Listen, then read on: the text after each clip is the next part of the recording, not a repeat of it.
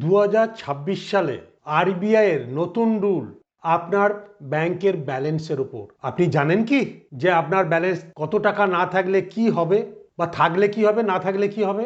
দেখুন, প্রথমেই বলছি 2016 মানে 26-এ শুরু হয়েছে এক নতুন নিয়ম, যেখানে আরবিআই বলছে ব্যালেন্স মানে জিরো ব্যালেন্স অ্যাকাউন্ট বা যেগুলোতে কোনো অপারেশন 1 বছর ধরে হয় না, সেগুলো সব বন্ধ করে দেবে।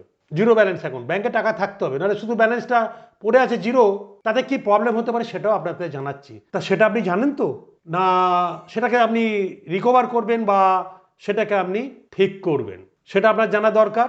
আরবিআই নতুন নিয়মই এগুলো তৈরি করেছে যাতে কোনো রকম এই অ্যাকাউন্ট থেকে কেউ ফ্রড করতে না পারে। কারণ অনেকে জানছেন আপনার ব্যাংক জিরো ব্যালেন্স হয়ে পড়ে আছে, কোনোদিন অপারেট করেননি, বা ব্যাংক মোবাইল নাম্বার চেঞ্জ হয়েছে, কারণ দুষ্টু লোকেরা সব এদিকে নজর রাখে।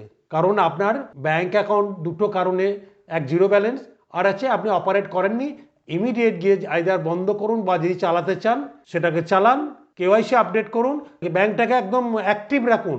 নাহলে ব্যাংকের মধ্যেই তো গোলক ধর, নাহলে ডিটেলস পাচ্ছে কি করে আপনারাও জানেন। তা সেই অ্যাকাউন্টগুলোকে নিজেদের কন্ট্রোলে নিন, নাহলে একদম ক্লোজ করে দিন। কারণ ক্লোজ করে দেওয়ার আগে দেখে নেবেন ওই অ্যাকাউন্টে আপনার কোনো ইনভেস্টমেন্ট আছে কি না, বা পিতৃপুরুষ বা কেউ ওই অ্যাকাউন্টের থ্রু দিয়ে কোনো ইনভেস্টমেন্ট মিউচুয়াল ফান্ড বা ইকুইটিতে করেছিল কিনা। কারণ অ্যাকাউন্টটা বন্ধ হয়ে গেলে কিন্তু আপনার ঝামেলা হবে। কারণ ইনভেস্টমেন্টের সেবির নতুন আইন অনুযায়ী যে অ্যাকাউন্ট থেকে ইনভেস্টমেন্ট হয়েছে সেই অ্যাকাউন্টেই আপনাকে টাকাটা যাবে। আর যদি না যায়, নতুন ব্যাংক করতে হলে সেই ব্যাংকের চেক বা ডিটেলস থাকতে হবে নতুন ব্যাংকে মার্জ করতে গেলে। এটা কিন্তু আপনারা জেনে নেবেন। সো ভালো করে সতর্ক হন।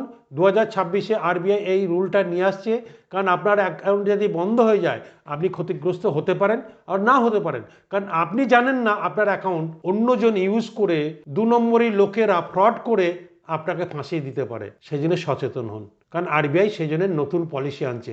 কারণ বাঙালি ইনভেস্ট করার কাজ হচ্ছে বাঙালিদেরকে সচেতন করা। কারণ মধ্যবিত্ত বাঙালিরা বা গ্রামগঞ্জের আমাদের বাঙালি মানুষজন অতটা জানে না, বোঝে না, তাদের অ্যাকাউন্টগুলোকেই বেশি হ্যাক করে হ্যাকাররা, আর সেখান থেকেই 2 নম্বরই টাকা পাস করে। কতজন এরকম বিপদে পড়েছে। তা আরবিআই চাইছে এইসব অ্যাকাউন্টগুলোর থেকে যেন ফ্রড না হয়, সেই জন্যে আপনারা সাবধান থাকুন।